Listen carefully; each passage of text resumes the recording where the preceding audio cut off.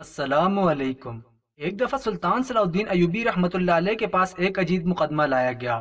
وہ مقدمہ سلطان صلاح الدین ایوبی کی زندگی کا سب سے مشکل ترین مقدمہ تھا، کیونکہ وہ مقدمہ شریعت کے حوالے سے تھا۔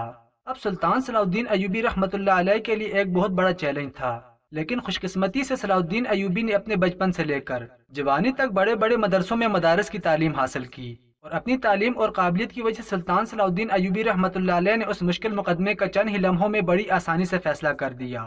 وہ مقدمہ کچھ اس طرح کا تھا۔ یمن کے ایک چھوٹے سے گاؤں میں دو بھائیوں کی شادی ہوئی۔ وہ ایک معزز خاندان سے تعلق رکھتے تھے، اور ان کے خاندان میں پسند کی شادی کو برا سمجھا جاتا تھا، اس لیے اپنے خاندان اور ماں باپ کی رضامندی سے ان خاندانوں میں شادی کی جاتی۔ دونوں کی شادی کی گئی، اور جب رخصتی کا وقت ہوا تو موسم اچانک سے خراب ہو گیا، اور آسمان پر بادل چھا گئے، اور ہر طرف اندھیرا ہی اندھیرا ہو گیا۔ اسی الجھن میں ان دونوں کی دلہن آپس میں بدل گئیں، اور ایک بھائی اپنی بھابھی یعنی اپنی بھائی کی بیوی کے ساتھ اس نے رات گزاری، اور دوسرے کے ساتھ بھی اسی طرح ہوا، یعنی دونوں نے اپنے بھابھیوں کے ساتھ رات گزاری اور شہوت کی۔ جب یہ خبر صبح گھر والوں کو ملی تو گھر میں کوہرام مچ گیا، اور لوگ توبہ توبہ کرنے لگے۔ آہستہ آہستہ یہ بات پورے یمن شہر میں پھیل گئی۔ ہر بندہ اپنی اپنی رائے دے رہا تھا۔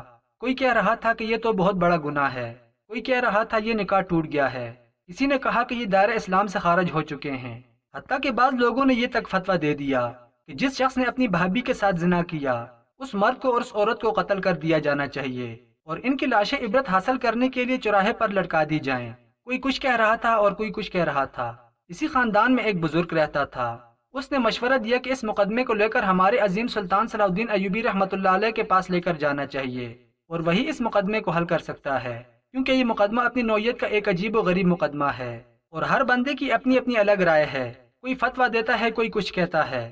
پھر وہ لوگ یہ مقدمہ سلطان صلاح الدین ایوبی رحمۃ اللہ علیہ کی عدالت میں لائے۔ سلطان صلاح الدین ایوبی کو مکمل واقعے کے بارے میں بتایا گیا، تو سلطان صلاح الدین ایوبی نے تھوڑی دیر سوچنے کے بعد دل میں خیال کرنے لگے کہ یہ میری زندگی کا پہلا مقدمہ ہے، جسے مجھے نہایت ہی سوچ سمجھ کر اسلامی شریعت کے مطابق حل کرنا ہے، تاکہ کسی کو یہ نہ لگے کہ ہمارے ساتھ زیادتی ہوئی ہے۔ اسلام کے قوانین کو مد نظر رکھ کر سلطان صلاح الدین ایوبی گہری سوچ میں ڈوب گئے۔ پھر اللہ تعالیٰ سے مدد مانگتے ہوئے تمام درباریوں اور ان کے دولہے کے خاندان والوں کو مخاطب کرتے ہوئے کہا کہ یہ واقعہ کوئی دنیا میں آج پہلی دفعہ نہیں ہوا، یہ واقعہ پہلے 2 مرتبہ اسلام کی تاریخ میں ہو چکا ہے۔ اس کے بعد سلطان نے کہا، میں اس واقعے کے روح سے اس مقدمے کا فیصلہ کروں گا۔ دربار میں موجود تمام لوگ حیران و پریشان ہوئے کہ اب سلطان پتہ نہیں اس واقعے کی روح سے ہمارا فیصلہ کرے گا، کیونکہ اکثر لوگ تو اس واقعے کے بارے میں جانتے ہی نہیں تھے۔ ہر کسی کے دل میں عجیب و غریب خیالات اور وسوسے آ رہے تھے۔ پھر سلطان نے وہ واقعہ سنانا شروع کیا اور کہا کہ ایک شخص نے بڑے دھوم دھام سے ایک ساتھ اپنے بیٹوں کی شادی کی۔ ولیمے کی دعوت پر تمام اعیان و اکابر موجود تھے۔ مصعب بن قدام، حسن بن صالح اور امام اعظم ابو حنیفہ بھی شریک دعوت تھے۔ لوگ بیٹھے کھانا کھا رہے تھے کہ اچانک صاحب خانہ بدحواس گھر سے نکلا اور کہا غضب ہو گیا، زواف کی رات عورتوں کی غلطی سے بدلی ہو گئی، یعنی جس عورت نے جس مرد کے ساتھ رات گزاری وہ اس کا شوہر نہیں تھا۔ حضرت سفیان ثوری نے کہا کہ امیر معاویہ کے زمانے میں بھی ایک ایسا واقعہ پیش آیا تھا، اس سے نکاح پر کچھ فرق نہیں پڑتا، البتہ دونوں کو مہر لازم ہوگا۔ مصعب بن قدام امام صاحب کی طرف متوجہ ہوئے کہ آپ کی کیا رائے ہے؟ امام صاحب نے پہلے فرمایا دونوں لڑکوں کو بلایا جائے تب جواب دوں گا۔ دونوں شوہروں کو بلایا گیا۔ امام صاحب نے دونوں سے الگ الگ پوچھا کہ رات تم نے جس عورت کے ساتھ گزاری ہے اگر وہ تمہارے نکاح میں رہے کیا تمہیں پسند ہے؟ دونوں نے کہا جی ہاں۔ تب امام صاحب نے فرمایا تم دونوں اپنی بیویوں کو جن کے ساتھ تمہارا نکاح پڑھایا گیا تھا انہیں طلاق دے دو، اور تم دونوں میں سے ہر شخص اس سے نکاح کر لے جو اس کے ساتھ رات گزار چکی ہے۔ اے میرے لوگوں، یہاں حضرت سفیان ثوری نے جو جواب دیا تھا، مسئلہ یہ کہ یہاں سے وہ بھی بالکل درست تھا۔ ولی بالشبہ کی وجہ سے نکاح نہیں ٹوٹتا، مگر امام صاحب نے جس مسئلے کو پیش نظر رکھا ان کا یہی حصہ تھا، اس لیے کہ ولی بالشبہ کی وجہ سے عدت تک انتظار کرنا پڑتا، جو اس وقت تک ایک مشکل مرحلہ تھا۔ پھر عدت کے زمانے میں ہر شخص کو یہ خیال گزرتا کہ میری بیوی دوسرے کے ساتھ رات گزار چکی ہے اور اس کے ساتھ رہنے پر غیرت گوارا نہ کرتی، اس وقت ایک مشکل مرحلہ تھا۔ پھر عدت کے زمانے میں ہر شخص کو یہ خیال گزرتا کہ میری بیوی دوسرے کے ساتھ رات گزار چکی ہے، اور نکاح کا اصل مقصد ہی الفت و محبت، اتحاد و اعتماد بڑی مشکل سے قائم ہو پاتا۔ اس لیے اب وہی سوال میں تم دونوں بھائیوں سے کرتا ہوں، کیونکہ تمہاری دلہنیں بھی ایک حادثے اور غلطی کی وجہ سے تبدیل ہوئی ہیں، یہاں وہی قانون تم پر بھی لاگو ہوتا ہے۔